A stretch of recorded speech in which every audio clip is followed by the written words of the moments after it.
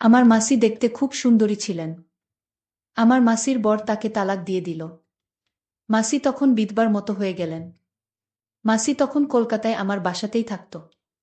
আমি মাসির রূপ দেখে কিছুতেই সহ্য করতে পারতাম না। আর তাই একদিন রাতে মাসিকে জোর করে। বাকিটা গল্পতেই বলা যাক। আমার বয়স তখন 14 বা 15 হবে। এমনি কলকাতাতে এখনকার মতো ভালো যাতায়াত ছিল না। সকাল আর দুপুর মিলিয়ে মোট 2টিই বাস ছিল সারাদিনে। খুব দুষ্ট ছিলাম বলেই দাদা বোর্ডিং এ ভর্তি করে দেন। দাদা তখন বিএস এর লেফটেন্যান্ট। বোর্ডিং এর ছুটিতে পালা করে আমাদের ছোট মাসির বাড়িতে ছুটি কাটাতে যেতে হতো। মা সরকারি চাকরি করতেন, তাই সময় সুযোগ হতো না দেখেই হৃদিকাদির সাথেই আমাদের পাঠিয়ে দিতেন। পাহাড়ে ঘেরা জায়গাটা আমাদের খুব ভালো লাগত।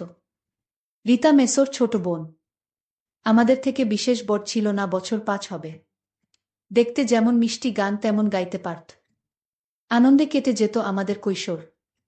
মাসির নাম খুব আধুনিক ছিল।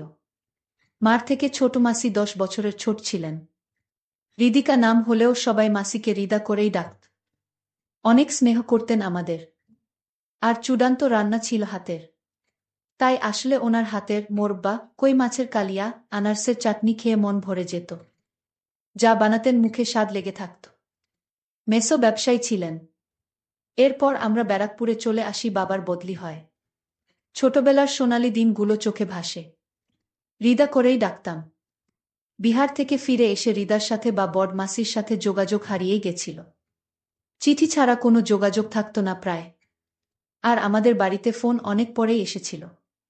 বাবার বদলির 4 বছর পরে মাও বদলি হয়ে চলে আসেন। আমাদের ব্যস্তময় জীবন চলতে থাকে। আস্তে আস্তে স্মৃতি হতে থাকে। স্কুল শেষ করে, কলেজ শেষ করে, ইউনিভার্সিটি ছাড়িয়ে বেশ বড় হয়ে যাই। মা বাবার বয়স হয়েছে, দুজনেই রিটায়ার করে দাদার আশ্রয় নিয়েছেন। দাদার 2 ছেলে মেয়ে। দাদা তার পরিবার, মা বাবাকে নিয়ে খুব খুশি। আমি ছোট বলে আমার উপর দায়িত্ব কম ছিল।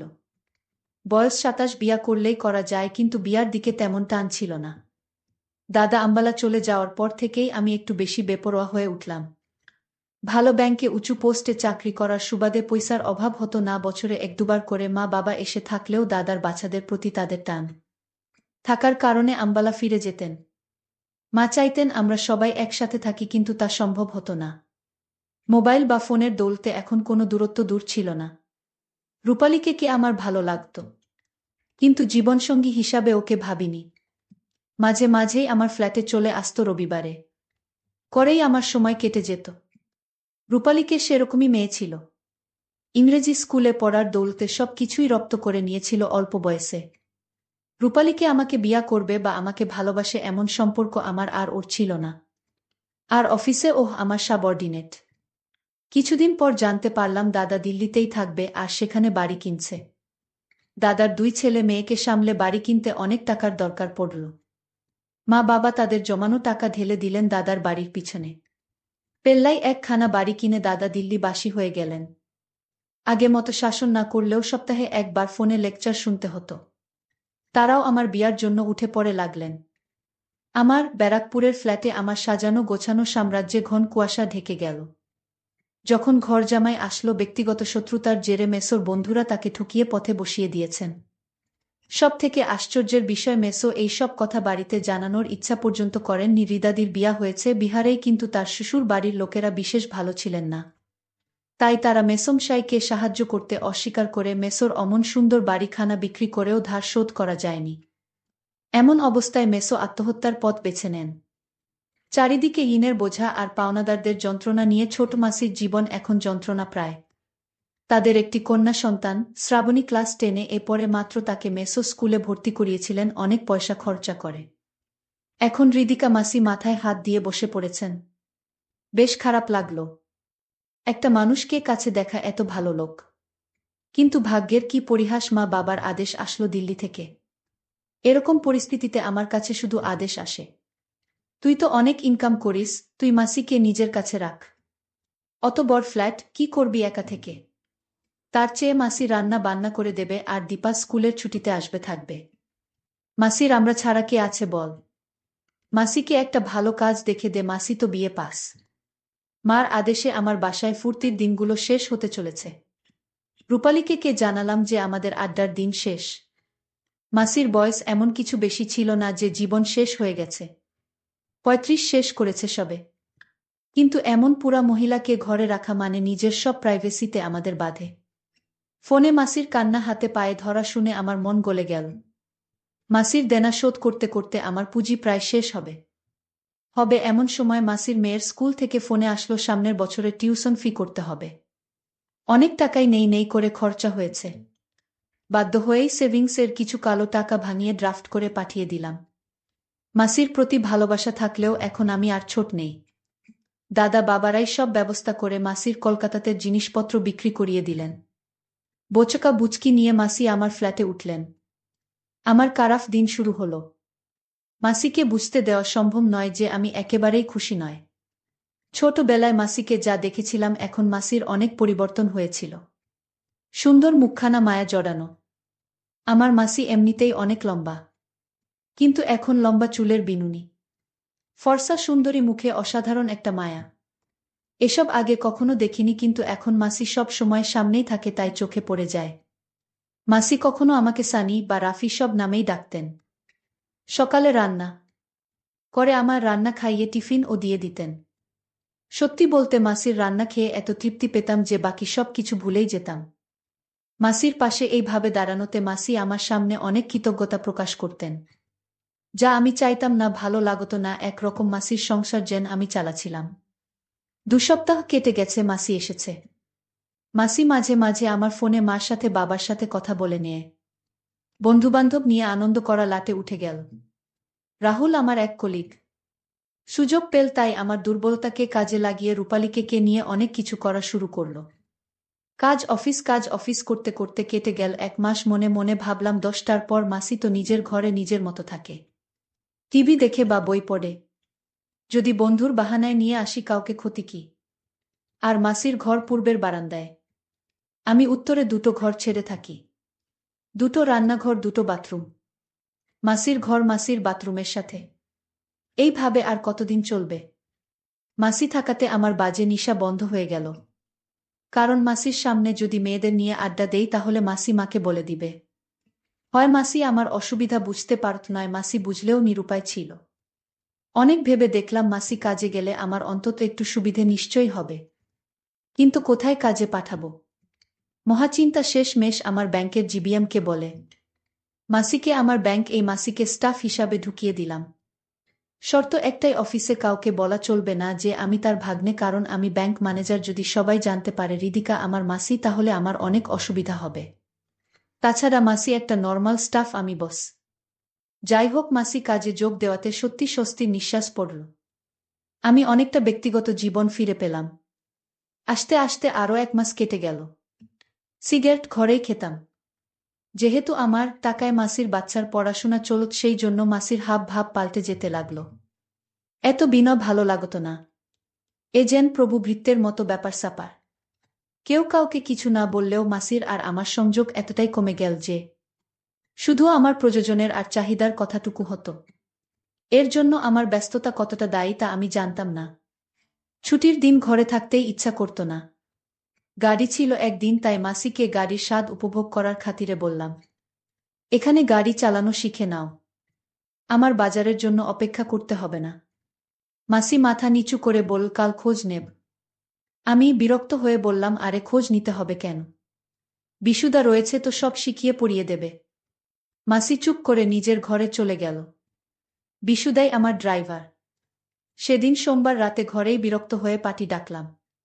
আমার বিশেষ বন্ধু অন্তু, অরুণ তার সহপাঠীদের সাথে, ঋতিকা আর নীল। ঋতিকা তেমন একটা ভালো মেয়ে না। ওকে পছন্দ না হলেও অরুণ আমার ভালো বন্ধু।